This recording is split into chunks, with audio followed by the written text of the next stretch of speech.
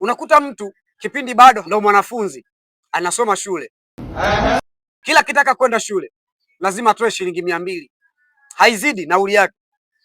Uwe darasa la 7, uwe form 4, uwe mwanafunzi wa chuo, ni shilingi 200. Utafikiri babako anashare kwenye hiyo gari. Hata mafuta ya shilingi 3000 haweki, achangi chochote kwenye gari, kisa ni mwanafunzi, unalipa 200. Alafu leo unakuja kupata kazi, unakuwa traffic, unaanza nalo hilo gari lilokuwa linakupeleka shule kwa shilingi 200. Eti ile gari bovu, weka pale. Kweli? Gari lilokuwa linakupeleka shule kwa shilingi 200 leo limekuwa bovu. Tena unakazia. Matairi vipara. Ila ulipokuwa unapanda kwenda shule kwa shilingi 200 halikuwa bovu. Wenge na aibu bwana siku moja. Ala. Yaani mtu haumwi, ni mzima kabisa wa afya, alafu unatafuta maisha.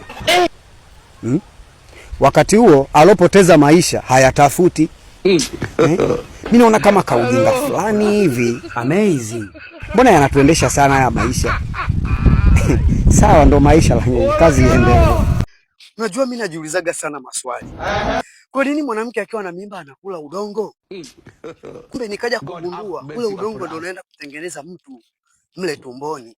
Hapo ndo inakuja maana halisi ya kwamba binadamu tumeumbwa kwa udongo. Ni kweli kabisa.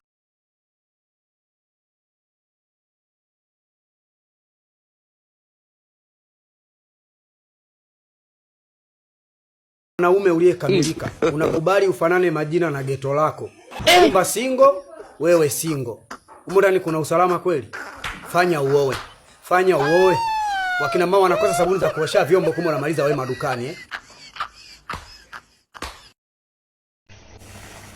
Bwana, mimi naitwa Diamond Platnumz baby, toto la Kimanyema, Chibudi Chibudangote, D3 D3, wengine wananiita Simba.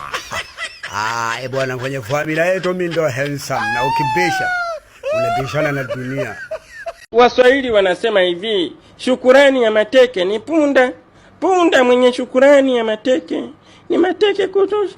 Au shukurani gani yenye mateke yenye punda? Punda aliyebeba mateke ana shukurani zake.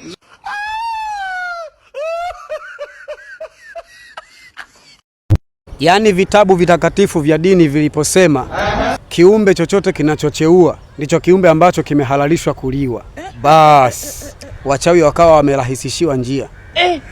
Wakasema mbona hata binadamu akiwa mdogo anacheua? Wakalipitisha hilo kwamba kuanzia leo binadamu mwenzako ni mboga. Sasa mwenye nguvu ndo atamla mwenzake. Kwa hiyo ndugu yangu, kama unajijua utotoni ulicheua, anytime wanakutimbia.